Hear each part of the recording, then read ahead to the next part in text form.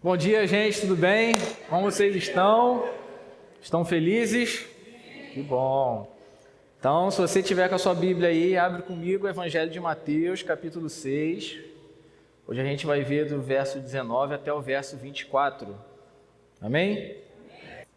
Não acumulem tesouros sobre a terra, onde as traças e a ferrugem corroem, e onde os ladrões escavam e roubam, mas ajuntem tesouros no céu, onde as traças e a ferrugem não corroem, e onde os ladrões não escavam nem roubam. Porque onde estiver o seu tesouro, aí estará também o seu coração. Os olhos são a lâmpada do corpo. Se os seus olhos forem bons, todo o seu corpo será cheio de luz. Se, porém, os seus olhos forem maus, todo o seu corpo estará em trevas. Portanto, se a luz que existe em você são trevas, que grandes trevas são. Ninguém pode servir a dois senhores, porque ou irá odiar um e amar o outro, ou irá se dedicar a um e desprezar o outro. Vocês não podem servir a Deus e às riquezas. Quando a gente olha para esse texto, primeiramente, parece que Jesus está falando de um monte de coisa aleatória, né? Jesus está falando aí de tesouro, depois ele vai falar de olhos como lâmpada, vai falar para trabalhar, sobre não trabalhar para dois patrões, mas a verdade é que tudo está interligado numa intenção de comunicar ganância e materialismo, prioridades mal dirigidas e humanas, falta de lealdade aos valores do reino e uma profunda falta de confiança em Deus. A primeira questão que o texto ele revela para a gente, que a gente precisa lidar com ele, é onde guardar o nosso tesouro. E ao falar sobre isso, Jesus vai mostrar que todos nós, homens, mulheres, jovens, velhos, neófitos, pessoas experimentadas, todos nós estamos numa jornada de acumular tesouros. A questão é, onde a gente está guardando isso?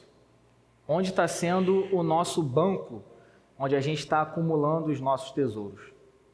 E antes de entrar na exposição propriamente dita, eu queria contar a história de um homem chamado John Rockefeller. John Rockefeller, ele foi o primeiro bilionário contabilizado assim na era moderna, né? Ele morreu em 1937 e quando ele morreu, a fortuna dele estava estimada ali em 1,4 bilhões de dólares.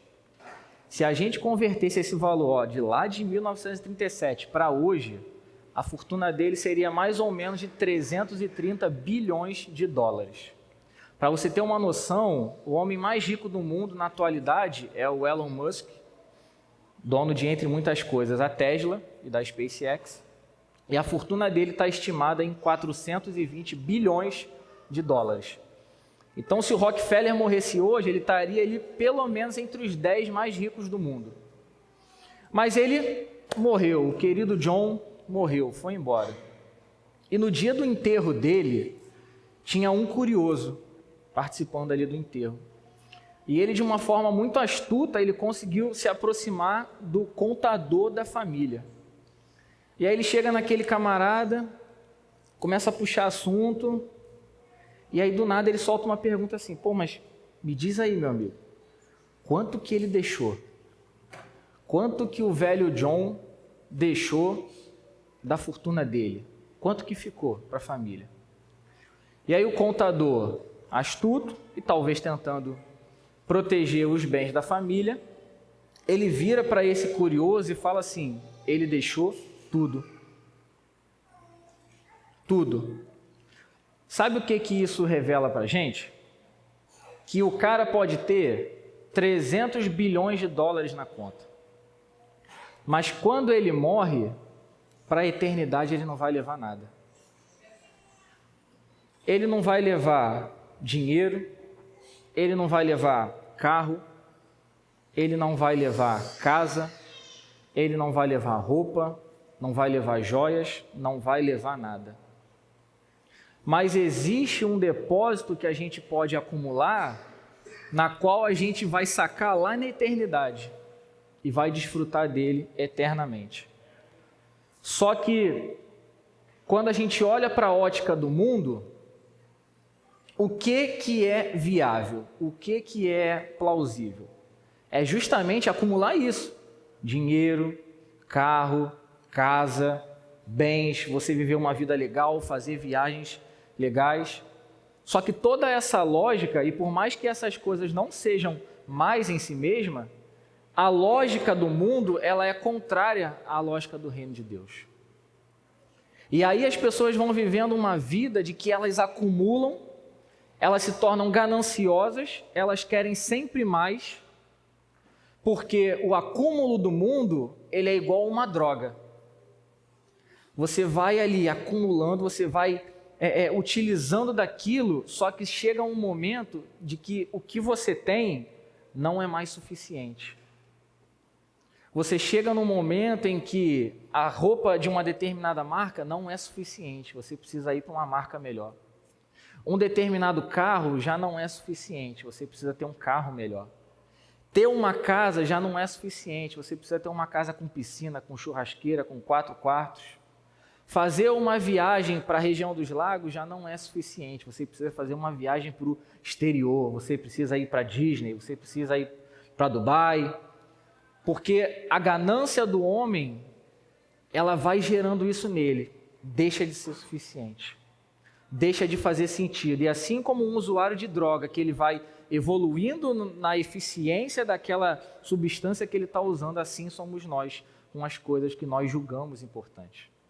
Então Jesus, ele vai nos alertar quanto a acumular tesouros, mas de forma correta e principalmente no lugar correto. Amém? Vamos lá, verso 19.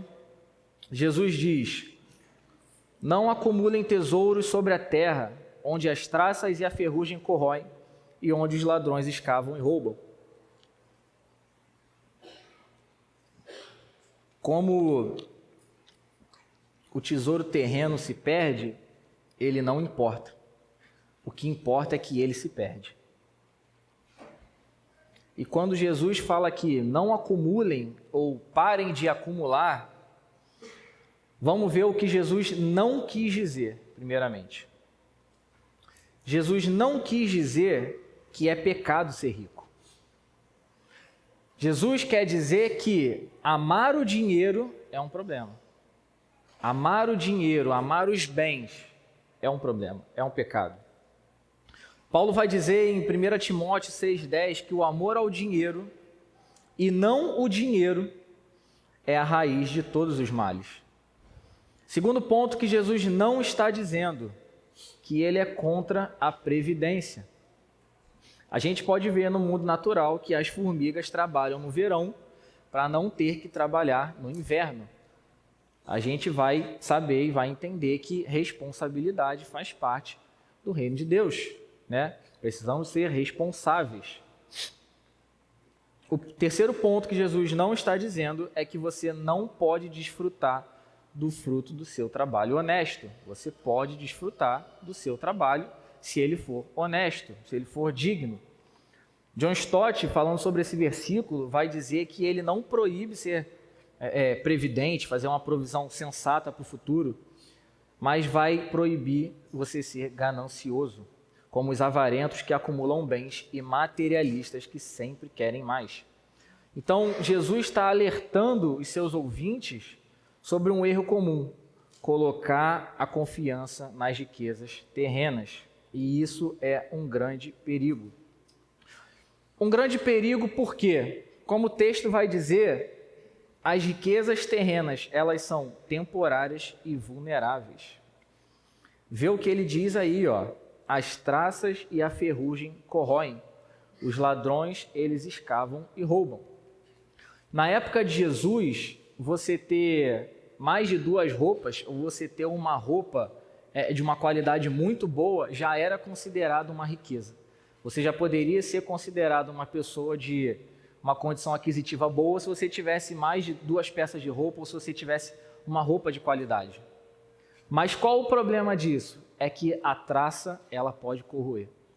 E aí, montando esse sermão, eu lembrei de uma jaqueta que eu tinha, que eu gostava muito dela.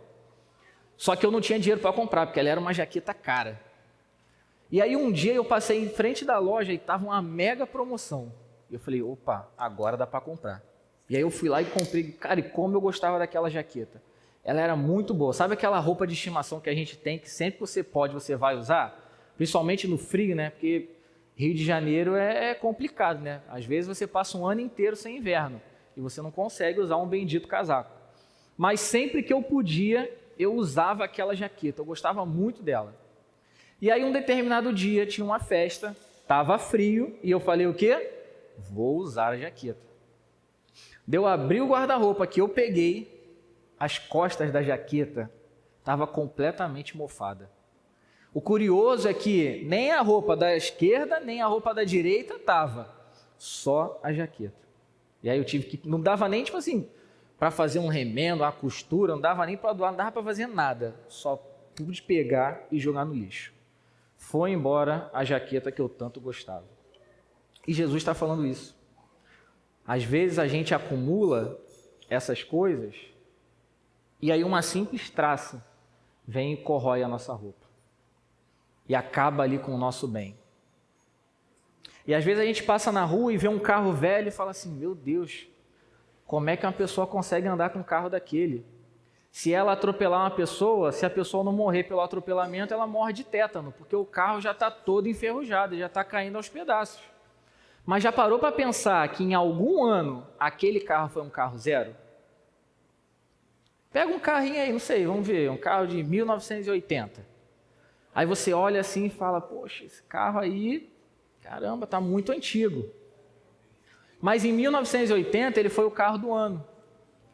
E a pessoa que comprou o carro em 1980 falou assim, esse carro vai durar a vida inteira, isso aqui é o meu tesouro. Chega em 2025 e fala assim, caramba, perdi meu tesouro. E aí de repente uma pessoa ela junta dinheiro e ela fala assim, vou comprar uma mega casa. E ela compra a melhor casa que ela pode. Só que de repente ela compra uma casa numa região que chove muito. E aí alaga aquela casa, ou de repente uma encosta vem e leva aquela casa toda. E aí toda a riqueza daquela pessoa vai embora. E a gente poderia dar diversos exemplos de coisas onde o ser humano ele coloca o seu coração, ele define como a sua riqueza e simplesmente ela vai embora, porque a riqueza humana ela é baseada nisso, ela é temporal e ela é vulnerável. William Barclay vai dizer o seguinte, suponha que um homem organize sua vida de tal forma que sua felicidade dependa de sua posse de dinheiro. Então suponha que ocorra um acidente e ele acorde e descubra que seu dinheiro desapareceu. Então, com sua riqueza, sua felicidade também desapareceu. Todo homem cujo tesouro está nas coisas está afadado a perder o seu tesouro, porque nas coisas não há permanência e não há nada que dure para sempre. A gente poderia dizer que colocar o nosso coração em riquezas terrenas é tolice. E tolice a gente poderia traduzir também como loucura. É loucura depositar o nosso coração e a nossa confiança em algo que amanhã pode se perder. Quando Jesus fala também sobre os ladrões escavarem e roubarem, é porque naquela época as casas elas eram feitas de barro. Então se uma pessoa chegasse com um objeto pontiagudo, ela poderia ir fazendo um furo ali até conseguir passar uma mão ou até de repente conseguir passar um corpo ali e ele entrava e furtava alguma coisa da casa. Coisas vulneráveis, coisas temporais. Mas aí ele vai dar um conselho poderosíssimo sobre onde nós devemos ajuntar os nossos tesouros. Mas ajuntem tesouros no céu, verso 20, onde as traças e a ferrugem não corroem, e onde os ladrões não escavam nem roubam. Então, qual é o lugar seguro de ajuntar tesouros? No céu. Porque lá nós não vamos sofrer com a inflação do governo. Lá você não vai depositar o seu dinheiro e daqui a 10 anos ver que o seu dinheiro não vale mais nada. Lá você não vai depositar a sua confiança e perceber que não valeu de nada. Mas é completamente o contrário. O reino de Deus, ele oferece algo que ele não pode ser nem destruído e nem roubado. Warren Wiersbe vai dizer o seguinte: o que significa acumular tesouros no céu? Significa usar tudo o que temos para a glória de Deus. Significa ficar solto quando se trata das coisas materiais da vida. É medir a vida pelas verdadeiras riquezas do reino e não pelas falsas riquezas do mundo. É entender que o que vale é viver uma vida onde o que conta é a glória de Deus. O que conta é viver de acordo com os princípios do reino de Deus e não com os valores do mundo. Mas a gente acaba se deparando com uma lógica inversa. E parece que, sem querer querendo, a gente entra na rotina do mundo. E aí, de repente, o seu trabalho não é mais para a glória de Deus. É para juntar dinheiro para comprar alguma coisa. Um carro, uma casa, fazer uma viagem. De repente, o que você faz, a motivação do seu coração não é a glória de Deus ou a propagação do Evangelho do Senhor, mas é satisfazer os seus próprios desejos. De repente, o seu trabalho é para te dar sustento suficiente para que você chegue num ponto e fale assim: agora eu estou seguro. Só que isso revela como a nossa confiança não está em Deus, revela como a nossa confiança está no dinheiro, revela como a nossa confiança está nas posses. E mais uma vez, Jesus não está falando sobre não ser previdente. Jesus está falando sobre depositar o nosso coração em algo que ele é perecível, em algo que ele pode ser roubado. Mais à frente ele vai falar sobre dupla lealdade. Qualquer um que vai agir dessa forma, de maneira intencional ou de maneira entendível, vai estar vivendo em dupla lealdade. Porque você vai ser leal, ou pelo menos você vai achar que está sendo leal a Deus, mas o seu coração revela que você está sendo leal ao dinheiro, às riquezas. D.A. Carson vai dizer que a maravilha desses tesouros do céu ultrapassa a nossa mais surreal imaginação. Amor puro, um modo de vida absolutamente sem pecado, de integridade sem mácula, trabalho e responsabilidade sem fadiga, emoções profundas sem lágrimas, adoração sem restrição, sem desarmonia, sem fingimento e o melhor, a presença de Deus irrestrita, absoluta e pessoal. Esses tesouros não podem ser roubados nem atacados pela corrosão. E aí a gente vê a situação do mundo onde homens morrem e matam pelo tesouro da terra, pelo ouro da terra, pelo dinheiro, mas aí quando a gente olha para as Escrituras, a gente vai ver que a Nova Jerusalém, a cidade de Deus, o chão dela é de ouro. Coisas que os homens hoje em dia entregam a sua vida, numa realidade futura, é algo onde a gente vai andar em cima delas.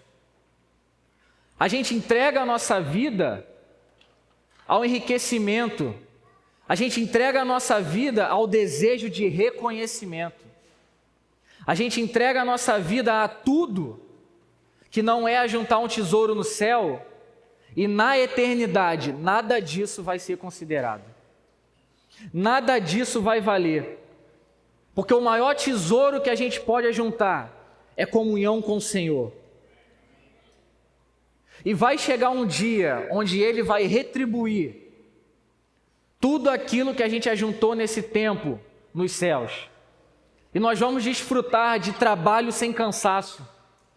Nós vamos desfrutar de uma relação plena com o Senhor, onde nós vamos estar diante do Senhor, onde nós vamos conhecer o Senhor plenamente, por mais que dure toda uma eternidade. Não é possível que o tesouro do mundo possa roubar o coração de um cristão, quando a gente olha para essa realidade.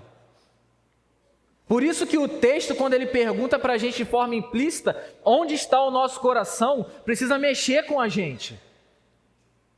Porque não é possível que para um discípulo de Jesus, um carro seja mais importante do que juntar um tesouro no céu, na eternidade, onde a gente vai sacar e desfrutar dele eternamente. Não é possível que correr atrás de riquezas seja melhor do que ouvir do próprio Deus: servo bom e fiel, entra na alegria do teu Senhor. Não é possível que um discípulo de Jesus, ele olhe para as riquezas da terra e diga no seu coração: vale a pena isso, vale a pena viver por isso. Não vale. A verdade é que não vale. Mas nós estamos nos enganando, achando que o que conta é isso. E o nosso desejo de enriquecer, de ser reconhecido, de ter status, das pessoas olharem para nós e dizerem: nossa, como é uma pessoa espiritual, nossa, como é uma pessoa importante, tem valido mais do que juntar tesouros no céu. Porque quando a gente olha para a lógica do reino de Deus, maior é o que serve, mas na lógica do mundo, quem serve é o bobo. Na realidade do reino de Deus, o último passa a ser o primeiro, mas nós queremos sempre ser os primeiros. Na lógica do reino de Deus, vai dizer assim: ó, senta no lugar de lado, que é mais honroso quando alguém te chama para sentar nos primeiros lugares. Mas nós queremos os primeiros lugares, porque nós queremos ser vistos pelos homens. Nós trocamos os valores do reino de Deus e queremos ainda assim juntar tesouros no céu. Mas a verdade é que nós estamos só juntando tesouros na terra. Estamos olhando para tudo e dizendo que tudo é mais importante do que o Senhor tem para nós. O doutor Harold Dressler, quando ele observa o livro de Eclesiastes, quando ele olha a palavra lá, vaidade, algumas pessoas vão olhar para essa palavra e falar que o seu significado é de alguma coisa inútil. Mas ele observa que o significado dessa palavra é mais para alguma coisa como transitório. E nós estamos freneticamente, muitas vezes, numa busca por algo que é transitório. Uma busca por algo que é passageiro. Uma busca por algo que se corrompe, em vez de buscar a glória de Deus. Porque quando nós buscamos a glória de Deus e quando nós vivemos para a glória de Deus, nós estamos ajuntando tesouros no céu. Amém? Amém. Vocês estão comigo ainda? Sim. E a gente vê pessoas buscando sucesso, ética de trabalho, fama, poder, pensamentos altamente filosóficos, e tudo isso é vaidade, porque tudo isso é transitório. Mas não é apenas uma questão de receber recompensas no final. É muito mais do que isso, porque as coisas que nós estimamos, elas de fato governam a nossa vida. E aí no versículo 21, Jesus vai dizer: porque onde estiver o seu tesouro, aí estará também o seu coração. E aí essa é a pergunta, ou talvez a primeira pergunta que nós precisamos fazer a nós mesmos nessa manhã. Onde está o meu coração? Onde está o meu maior desejo? Porque aquilo que nós valorizamos, ele vai direcionar a nossa mente, as nossas emoções, o nosso bolso, vai consumir o nosso tempo. A gente fala assim: caramba, o dia hoje foi muito corrido. Não deu para fazer nada para Deus. Queria que o dia tivesse 27 horas. Mas se o dia tivesse 27 horas, ainda assim você diria a mesma coisa: não dá tempo para Deus. Ou de repente você fala assim: caramba, eu queria que o meu salário fosse maior, porque aí eu poderia contribuir melhor. E aí de repente você é promovido na sua empresa. E de um dia para o outro, de um mês para o outro, o seu salário aumenta. E você vai ver que ainda não é suficiente. Porque o problema não está no tempo.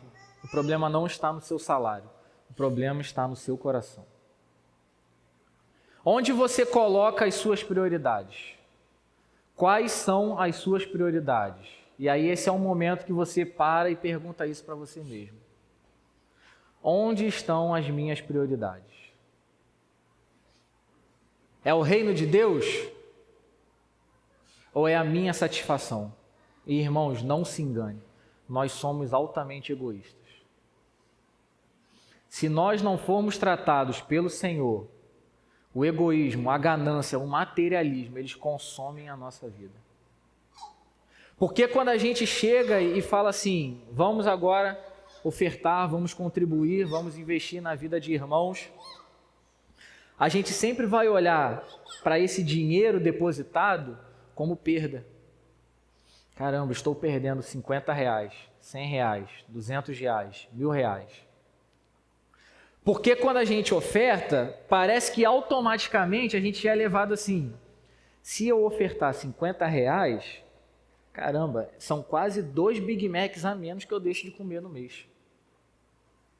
Porque a nossa lógica, ela é invertida. A gente costumeiramente usa a lógica do mundo. Ninguém oferta e fala assim, estou juntando dinheiro, tesouros no céu. Ninguém oferta e fala assim, estou fazendo a vontade de Deus. Estou contribuindo para o avanço da pregação do Evangelho. Geralmente a gente olha assim, estou deixando de comprar alguma coisa. Estou perdendo. Eu tenho um amigo que ele uma vez falava uma coisa assim, cara, a gente dá 10% e a gente fica com 90%.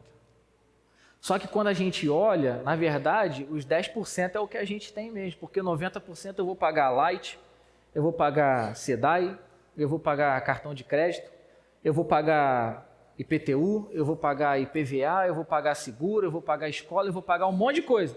No final das contas, aquilo tudo vai embora, mas os 10% que a gente contribui é o que a gente está juntando no céu.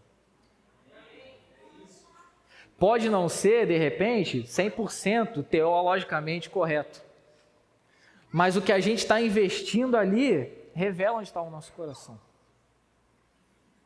Quando a gente chega e oferta, ou dizima, ou seja qual contribuição você fizer, para não ser constrangido por alguém, revela que o seu coração não está naquilo. Revela que o seu coração ainda está no dinheiro, nas riquezas, na materialidade da vida. E se o nosso coração está nisso, eu tenho uma coisa para te falar, o seu coração não está em Deus. Porque Deus não divide o espaço dele com ninguém. Se o nosso coração ele não pertence 100% e exclusivamente ao Senhor, então Deus não aceita 99%. Deus não vai dizer assim, olha, tá bom, está autorizado, me dá 60% do seu coração e dá 40% para as riquezas. Vou ser bonzinho com você, me dá 80% e deixa 20% para as riquezas. Ou o nosso coração, ele é leal ao Senhor ou não é. E onde está o nosso tesouro, ali também está o nosso coração. E isso precisa incomodar a nossa mente. Qual é o nosso tesouro? É a glória de Deus ou é a riqueza dessa vida? Colossenses 3, versos 1 e 2, diz o seguinte: portanto, se vocês foram ressuscitados juntamente com Cristo, busquem as coisas lá do alto, onde Cristo vive, assentado à direita de Deus. Pensem nas coisas lá do alto e não nas que são daqui da terra. 1 Timóteo 6, versos 17 ao 19 diz: exorte os ricos desse mundo a que não sejam orgulhosos, nem depositem a sua esperança na instabilidade da riqueza, mas em Deus, que tudo nos proporciona ricamente para o nosso prazer. Que eles façam o bem, sejam ricos em boas obras, generosos em dar e prontos a repartir, ajuntando para si mesmo um tesouro que é sólido fundamento para o futuro, a fim de tomarem posse da verdadeira vida. Não tem como o coração de uma pessoa estar em 2 lugares ao mesmo tempo. Ou o seu coração está na terra, ou o seu coração está no céu.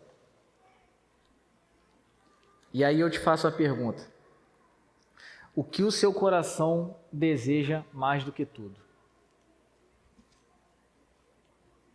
Onde você investe o seu tempo, os seus talentos e os seus recursos? Isso vai te direcionar a uma resposta sobre onde está o seu coração. Sobre onde você está juntando o seu tesouro. Se você está guardando na caixinha do Nubank ou se você está depositando numa caixinha celestial. Quando a gente olha para o contexto de hoje, principalmente de finanças, a gente vê que não faltam opções e boas opções para a gente guardar o nosso dinheiro. Você tem CDB, LCA, fundo imobiliário, tesouro direto, tesouro IPCA, ações brasileiras, ações estrangeiras. Várias opções que você tem de guardar o seu suado dinheirinho. Mas isso não te garante uma riqueza eterna. Isso não te garante.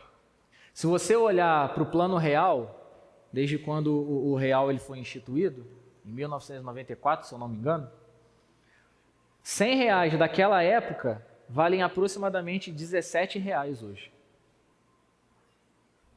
Isso mostra como a riqueza dos homens ela vai se perdendo ao longo do tempo. E a gente está falando o quê? 30 anos, 31 anos praticamente, 32, pouco mais, pouco menos, 31, né? 31 anos, o nosso dinheiro está valendo quase nada.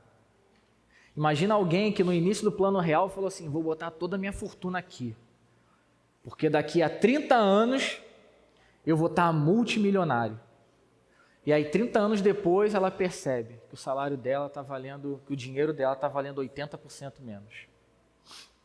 Ela depositou de repente todo o coração dela ali, toda a expectativa dela, toda a confiança dela, ela depositou naquele dinheiro. E chega hoje, ela olha assim, que investimento péssimo que eu fiz.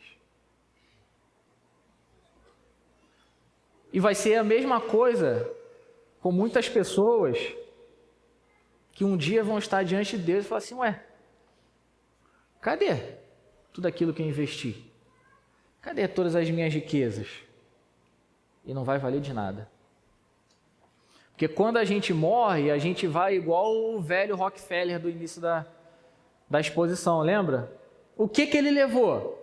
Nada. O que ele deixou? Tudo. 1,4 bilhões de dólares na conta. O que ele levou? Nada. Nada. O que valeu foram as boas obras só. Jesus vai seguindo dizendo que os olhos são a lâmpada do corpo. Se os seus olhos forem bons, todo o seu corpo será cheio de luz. Os olhos são uma fonte de luz, como uma lâmpada que ele ilumina uma casa ou uma sala. É como essas lâmpadas aqui que a gente tem. Uma lâmpadazinha dessa já seria não suficiente, mas já conseguiria dar uma luz para esse espaço. Mas vamos entender o que Jesus está querendo dizer com isso. Entre os rabinos da época, olhos maus, da expressão Ain Ra'ah, ele representava ganância, egoísmo e inveja. Então, nesse caso, olhos bons, na expressão Ain Tová, ele poderia indicar compromisso com a generosidade. Mas quando a gente olha para o contexto dos versículos 19 ao 21 e o versículo 24, a gente vê que a ênfase ela está mais na exigência de uma lealdade aos valores do reino e não na generosidade em si. E não que a generosidade não seja um valor do reino de Deus, mas ele não é o único ponto. Jesus não está só dizendo que a generosidade é a conduta correta de um discípulo, mas que a gente precisa lutar contra esse espírito de ganância e egoísmo. Nós precisamos viver uma vida que os nossos olhos sejam bons, eles sejam generosos e leais aos valores de Deus. Vivendo como na tradução grega vai dizer para essa palavra, sinceridade de propósito e lealdade não dividida. Olhos bons são os que estão fixos em Deus sem se desviar dessa constante contemplação. E o resultado dessa contemplação é um indivíduo todo cheio de luz. Aquele que tem os seus olhos bons, ele se torna cheio de luz. E quando ele se torna cheio de luz, ele é luz aos homens, como nós já tratamos no Sermão do Monte. Então a gente vê que tudo começa no coração. Todo desejo de juntar tesouros no céu, todo desejo de boas obras começa no nosso coração com uma lealdade ao Senhor.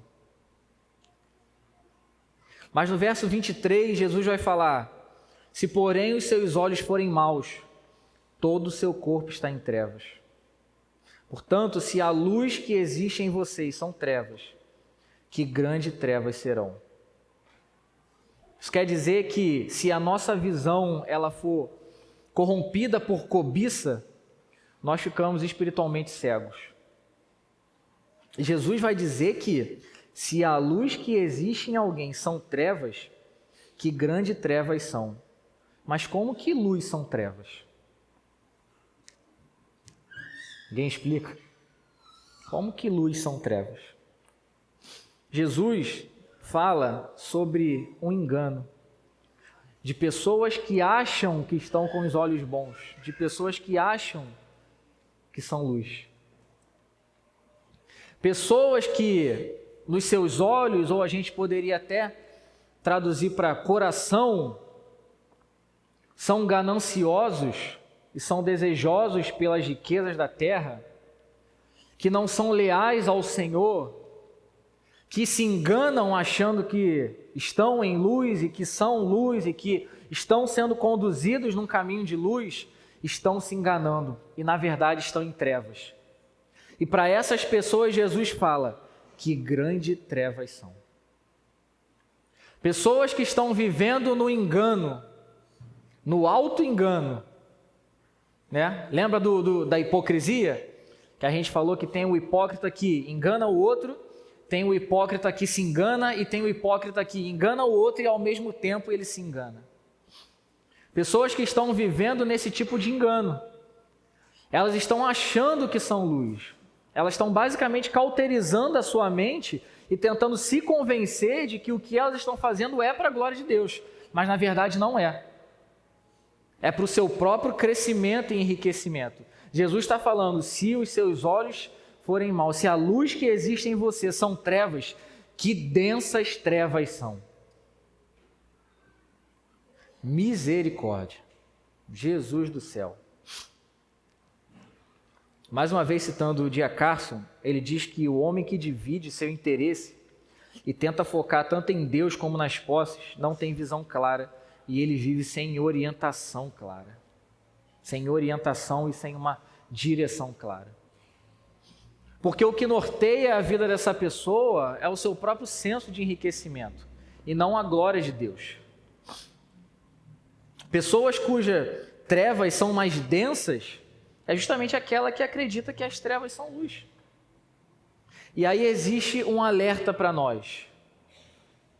Pare de se enganar. Pare de se enganar. Pare de achar que o seu coração está em Deus, quando na verdade ele não está. E aí a gente chega no último versículo. Se a galera da música já quiser se arrumar aí, eu estou quase terminando. Ninguém pode servir a dois senhores, porque ou irá odiar um e amar o outro, ou irá se dedicar a um e desprezar o outro. Vocês não podem servir a Deus e às riquezas. Para algumas pessoas, à primeira vista, esse versículo ele parece um pouco radical na polarização. Mas a gente precisa entender alguns pontos nesse versículo. O primeiro ponto é que senhores é diferente de patrões. Você pode trabalhar para dois patrões, você pode ter dois empregos. Você só não pode ter dois senhores.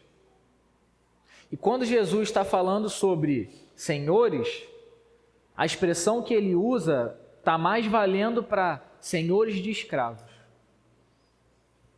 Você pode trabalhar para dois patrões, mas um escravo não podia ter dois senhores. Ou ele era do barão X, ou ele era do barão Y. Ou ele era do coronel X, ou ele era do coronel Y. Ele não servia a dois senhores.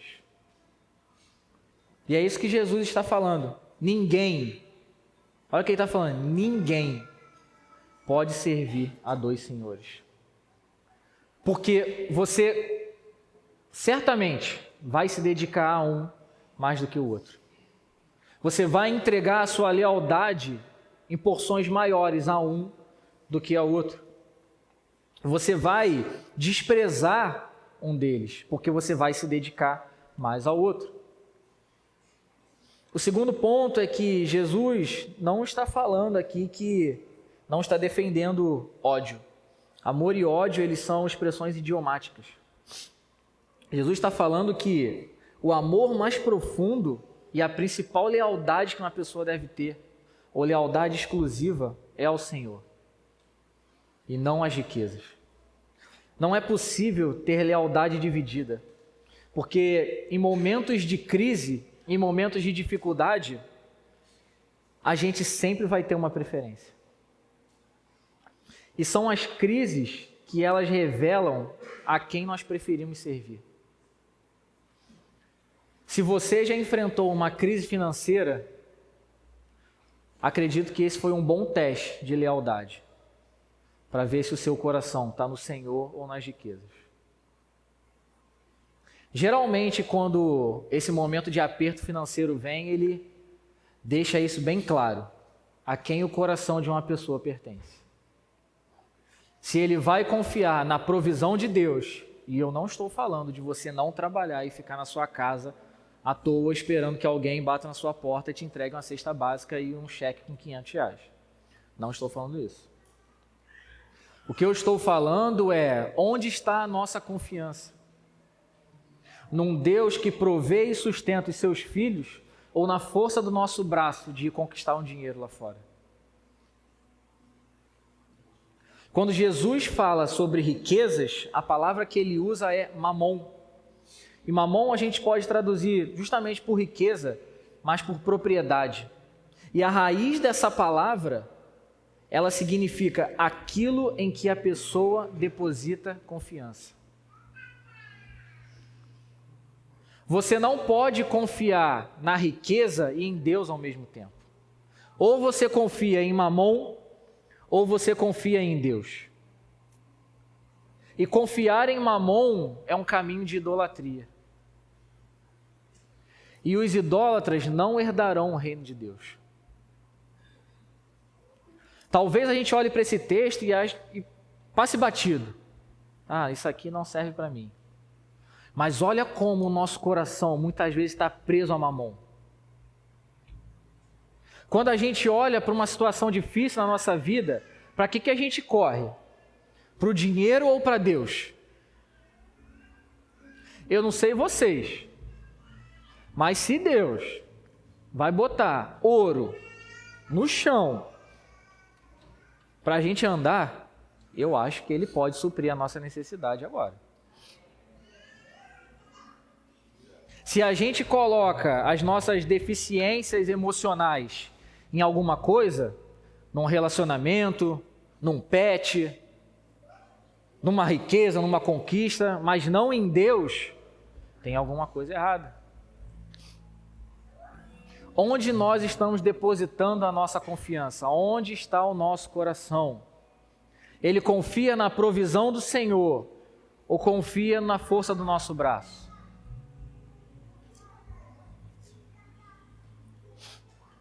Hernande Dias Lopes vai dizer que o dinheiro, ele é um bom servo, mas ele é um péssimo patrão.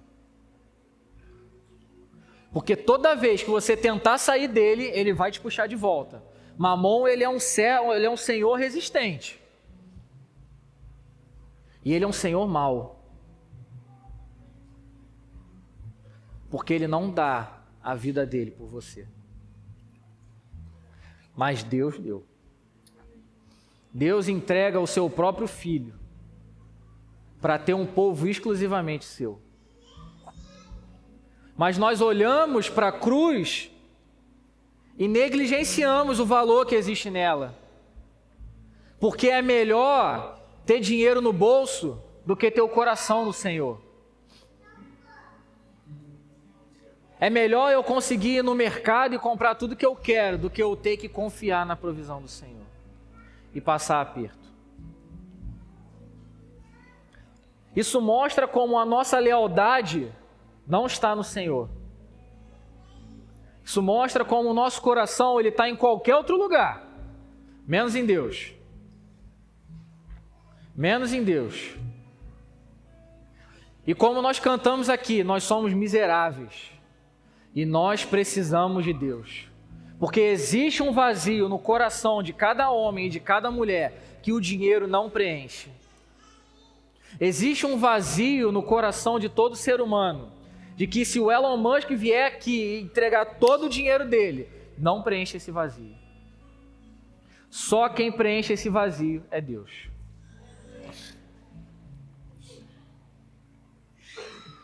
Só quem preenche esse vazio é o amor do Senhor nas nossas vidas.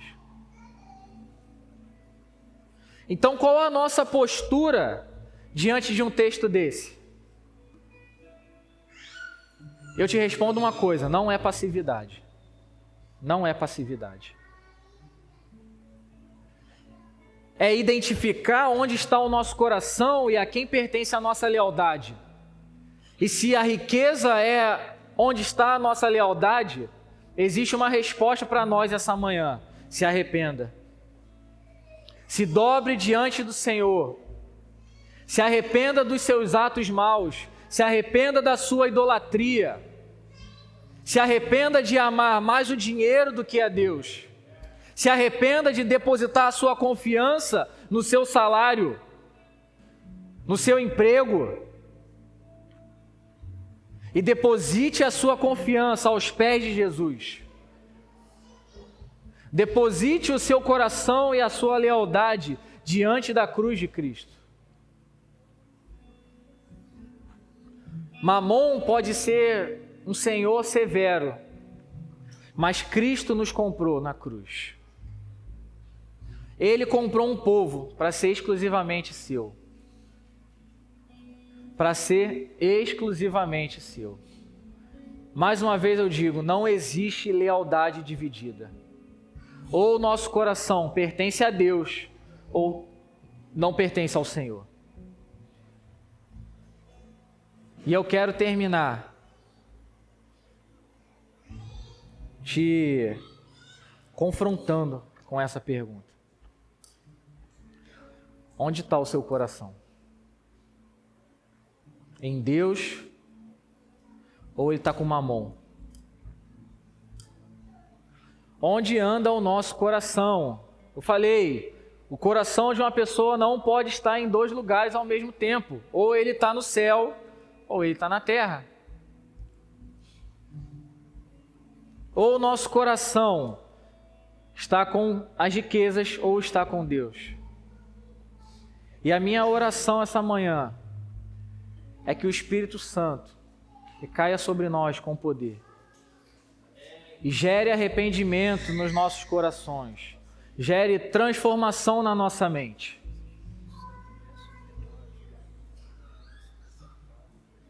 Se a riqueza é um bom servo e um péssimo senhor, Deus é um excelente Senhor. Deus é um excelso Senhor.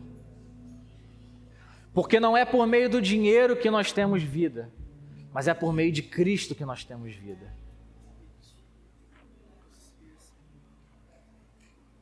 É nele que nós ajuntamos o nosso tesouro. É por causa dele que nós somos guiados a boas obras. Não é pelo nosso feito. Nós não podemos produzir nada de bom. O que produzimos de bom é por causa do seu Espírito que é depositado em nós. Vale a pena, irmãos, depositar o nosso coração em lealdade exclusiva ao Senhor. A Ele seja o nosso coração, a nossa vida e o nosso louvor todos os dias. Amém? Deus te abençoe.